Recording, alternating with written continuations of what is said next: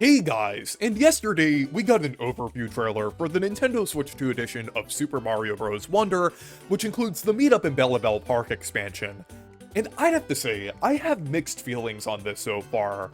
While the new content and additions here look great, I'm kind of underwhelmed by the package as a whole, especially for $20. I just wish there was a little more to offer here. But I wanted to go through both my positive and negative aspects of this so far, and who knows, I feel like this could pleasantly surprise me, like Bonanza's DLC did after I played that for a while, so we'll have to see as we get closer to the release, but I am a little concerned. But starting off with my positive aspects of this, I think the multiplayer content looks fun. I know that's the main appeal of the Switch 2 edition, and it seems like they're at least getting that part right. I feel like Mario Wonder was kind of lacking in multiplayer modes, because I loved some of the multiplayer modes in previous 2D Mario games, especially Mario vs. Luigi in New Super Mario Bros. DS. I played that mode all the time as a kid, and I really wish that there was another 2D Mario game that had something like that.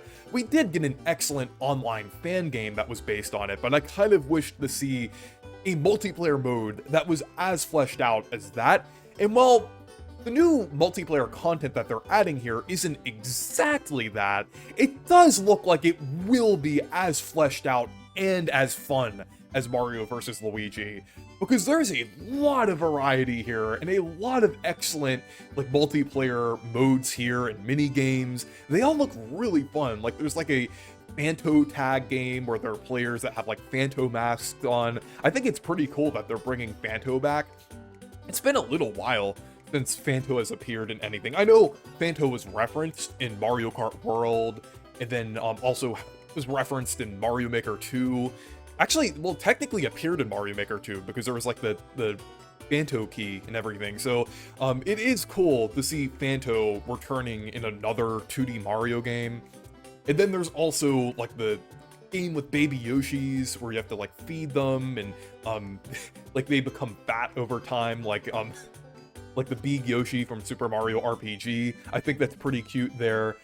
There's also one with King Boo, one where you collect a bunch of coins, and one where you like try to go up a vertical area with propeller flowers. It looks pretty fun overall. It definitely seems like there will be a lot of variety here. So it does seem like they're going to be handling these online modes, or not just online, but multiplayer in general pretty well. But speaking of online, I'm kind of glad that there's going to be actual online content here as well. I wish the full game had full online multiplayer, like with friends at least.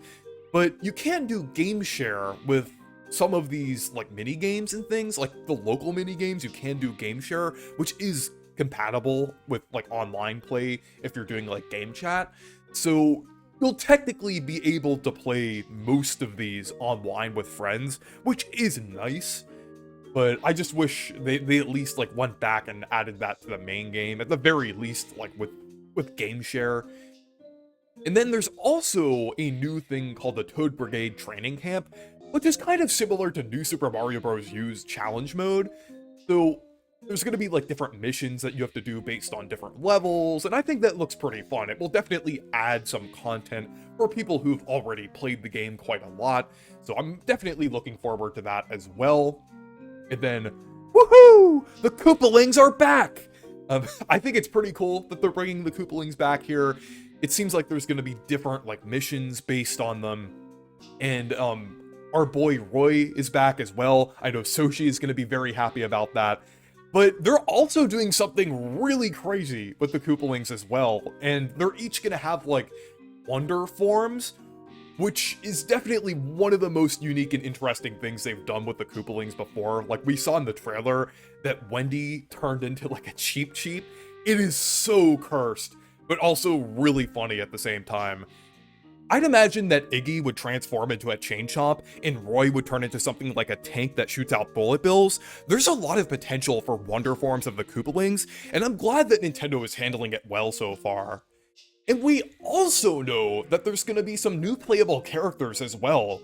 We already knew about Rosalina from some shots that people kind of noticed in the first trailer, where Rosalina was barely visible, but now we have full confirmation, and it's great that she's going to be playable. I know it's purely cosmetic because of the way that this game works with the badge system, but it's still really cool, and I'm glad that Nintendo has been adding more Galaxy representation into their games. We are also getting Co-Star Luma, which is very random, but hey, I'll take it. Like I said, I love the Galaxy representation. And this kind of acts like a FOOP-like mode, like Pauline and Bonanza, the second player playing as Cappy in Odyssey, or Co-Star Luma in Galaxy 2. And you control them with the mouse controls, and it's pretty interesting. I don't really see myself using this because I don't really play those FOOP modes that often, but it is nice for people who do like to play that way. It's very random, but still pretty interesting. And then moving on, there's also going to be some new Amiibo figures releasing alongside this as well, with Elephant Mario, Poplin and Prince Florian, and Captain Toad and Talking Flower.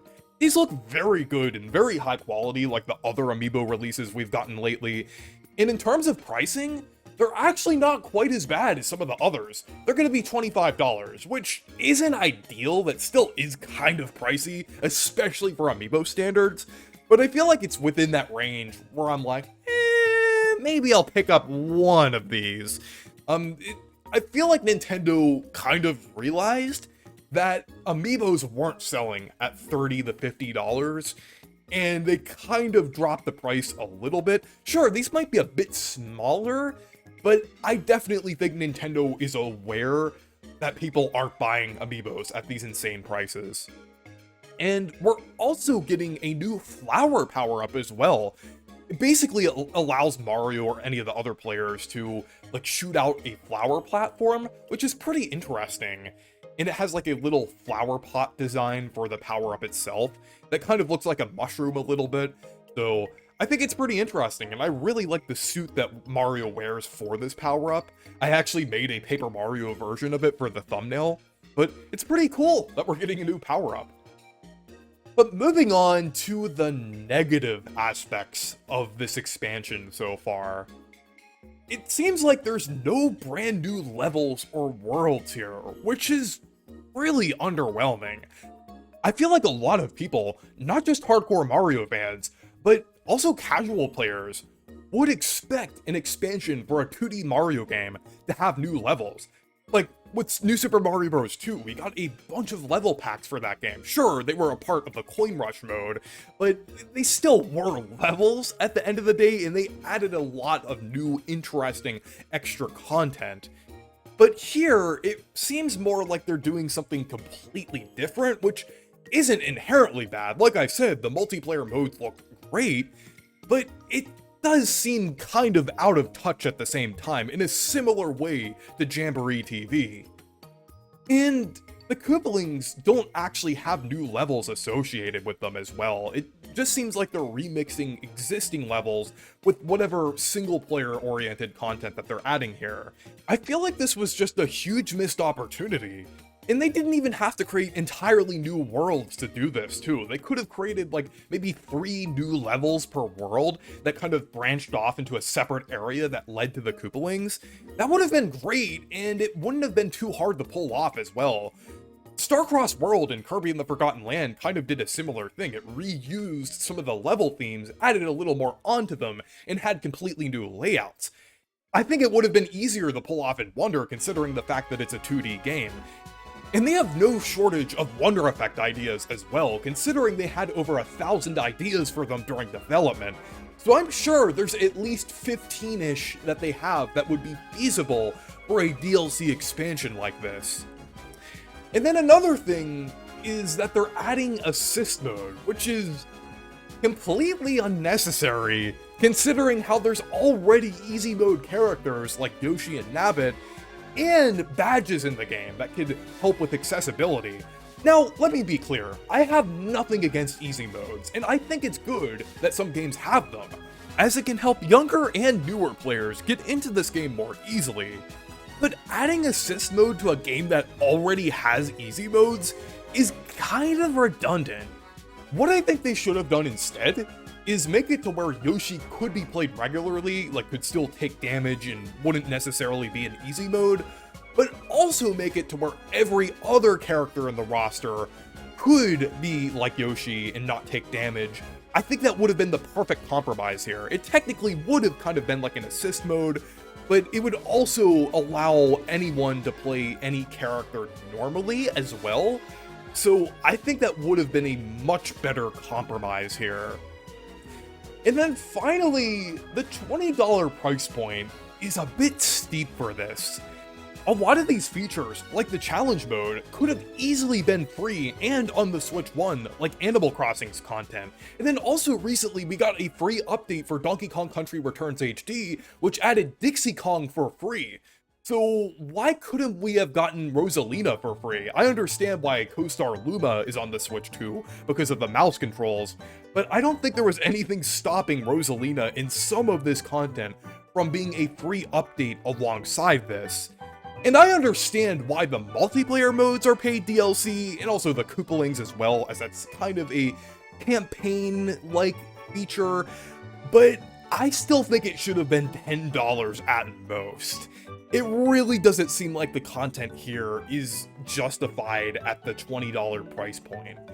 But anyways, even though I do think a lot of the content here looks promising and exciting, it kind of does look underwhelming at the same time. I just hope I'm pleasantly surprised. But thank you guys for watching this video. Make sure to leave a like and subscribe for more, and make sure to check out my Discord server and Blue Sky if you want to. Stay perky!